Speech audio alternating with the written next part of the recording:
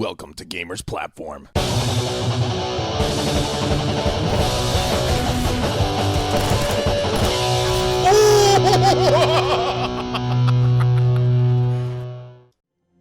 Hello ladies and gentlemen, I'm Adam Wolf from Gamers Platform, and in this video I've got Final Fantasy XII, the Zodiac Age at 4K. Yes, I can play it at 4K. Big surprise, ooh. But actually, it's a much bigger surprise than you think, because of the fact that, well, I mean, a lot of the time you have to make compromises with some video games, especially with my hardware. GTX 1060 doesn't exactly play games at a native 4K resolution at 60 frames a second and all, high graphics setting. It doesn't do that. But if you have watched any of my recent videos, in one of them with this game, I actually mentioned it was the graphics preset performance analysis. When comparing the visual differences between low, medium, and high preset graphics, I haven't seen any kind of indication that there is one, to be completely honest with you. I have no idea why. Okay, I've literally tested it as far as I could possibly go,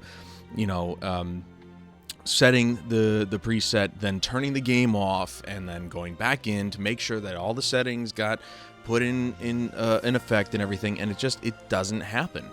There is nothing to differentiate the low from medium to high graphics settings. So, needless to say, there's really not a whole lot to worry about when it comes to setting the graphics.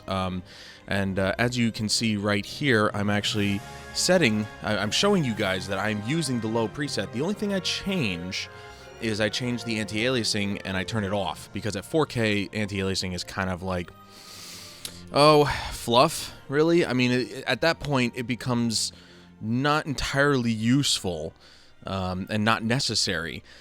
You'll see in some cases, some people will turn on temporal anti-aliasing if a game offers that, and it just makes the game look a little bit better, I guess, in terms of maybe making it a little bit softer looking, if that's the way you like it, or a little sharper, depending on the different types of anti-aliasing. But overall, 4K resolution is so high, and there's so many pixels, you really don't need any kind of anti-aliasing, because there really aren't any jagged edges.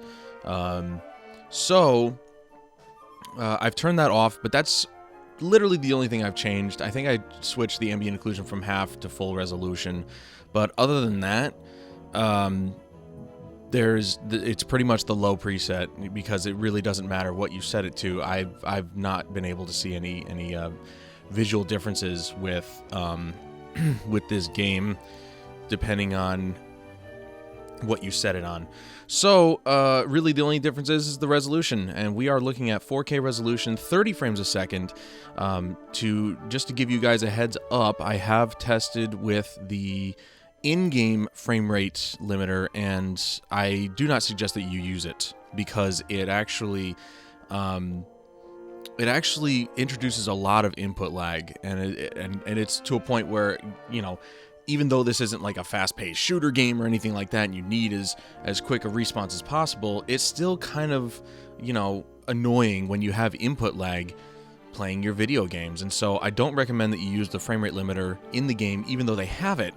VSync is fine if you don't want to use any other solutions for that, but I do suggest that if you want to limit the frame rate, or if you need to, if you want to play at this high resolution, you don't have high end gear like a 1080 Ti or something, I suggest the program DxTory. It is free. You can pay for it, but the only reason you would pay for it is if you were going to use it to record with, which I don't.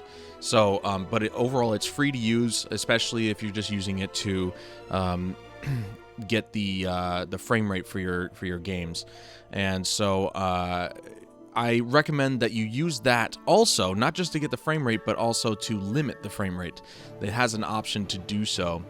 And my game would not have reached 60 frames a second at 4K anyway, so it doesn't really matter if I have this activated or not. It just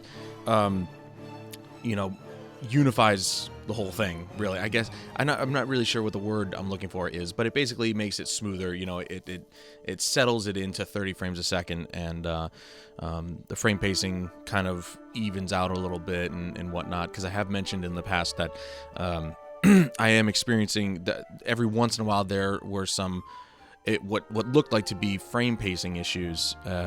Every once in a while, it wasn't like super frequent, but when it happened, you could definitely see it when playing at 60 frames a second. Capping the frame rate at 30 definitely smooths that out a little bit better. And really, that's pretty much the gist of it. You know, it's pretty easy to play this game at 4K.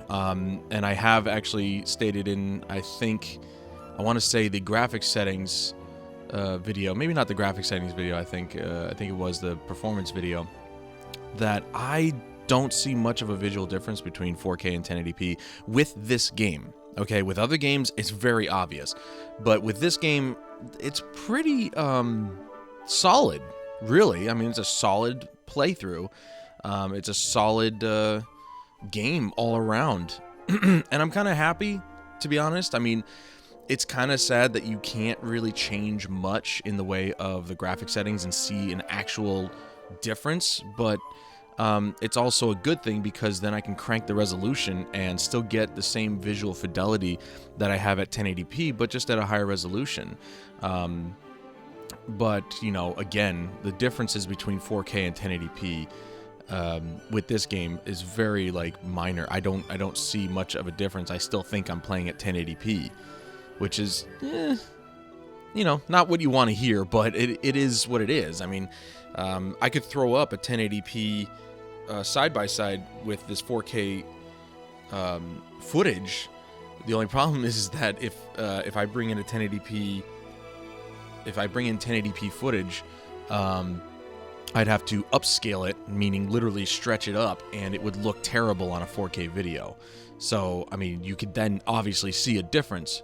But if you're just playing the game, you know, through on your monitor, you just play it in 1080p, and then you turn up the resolution to 4K. I really just don't think you're going to see much of a difference. I didn't. You know, I still think I'm playing in 1080p sometimes. But you know, maybe you'll have a different outcome than I will. I don't have a 4K monitor. I actually only have a 1080p monitor, but be that as it may, super sampling does a hell of a job making it look like 4K in a lot of instances, and this, unfortunately, is not one of those times. But that's okay. That's okay. I'm happy. I can play this in 4K if I want to, play in 1080p if I want to. I'm still getting the same visual representation no matter what resolution I have it at.